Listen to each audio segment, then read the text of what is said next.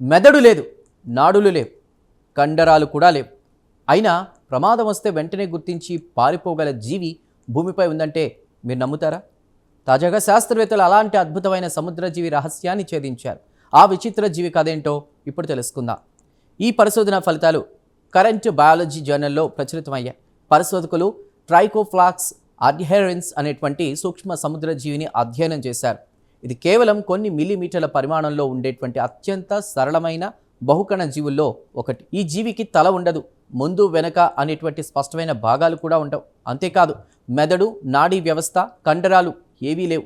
అయినప్పటికీ ఇది సముద్రపు ఉపరితలంపై వేలాది సూక్ష్మ వెంట్రుకల్లాంటి సెలియా సహాయంతో కదులుతూ ఉంటుంది. పరిశోధనలో భాగంగా శాస్త్రవేత్తలు ఈ జీవిని చాలా సున్నితంగా తాకి పరీక్షించారు.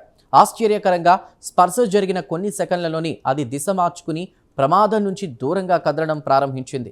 సాధారణంగా ఇలాంటి స్పందన కోసం మెదడు లేదా నాడీ వ్యవస్థ అవసరం అవుతుంది. కానీ ఈ జీవి మాత్రం వాటి సాయం లేకుండానే స్పందించింది.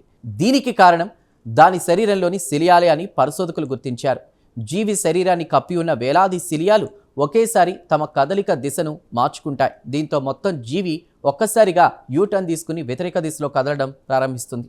ఇది ఎలా జరుగుతుందో తెలుసుకోవడానికి శాస్త్రవేత్తలు ప్రత్యేక పరీక్షలు కూడా నిర్వహించారు. స్పర్శ జరిగిన వెంటనే జీవి శరీరంలో కాల్షియం సంకేతాలు వ్యాపిస్తున్నాయని గుర్తించారు.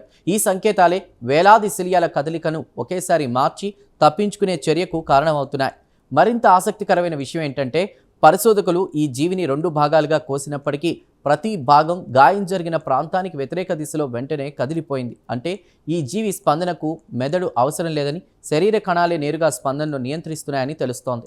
శాస్త్రవేత్తల అభిప్రాయం ప్రకారం ఈ పరిశోధన జంతువుల పరిణామక్రమంలో తొలి జీవులు ఎలా కదిలేవి, ఎలా స్పందించేవి అనేటువంటి అంశాలపై కొత్త అవగాహన కలిగిస్తుంది. అంతేకాదు భవిష్యత్తులో కేంద్ర నియంత్రణ లేకుండా పనిచేసేటువంటి సాఫ్ట్ రోబోట్ల అభివృద్ధికి కూడా ఈ అధ్యయనం ఉపయోగపడే అవకాశం ఉందని వారు చెబుతున్నారు. ఈ ప్రత్యేక కథనంపై మీ అభిప్రాయాలను కామెంట్ ద్వారా తెలపండి. వీడియో నచ్చితే లైక్ చేసి ఛానల్ను సబ్స్క్రైబ్ చేయండి. Thank you.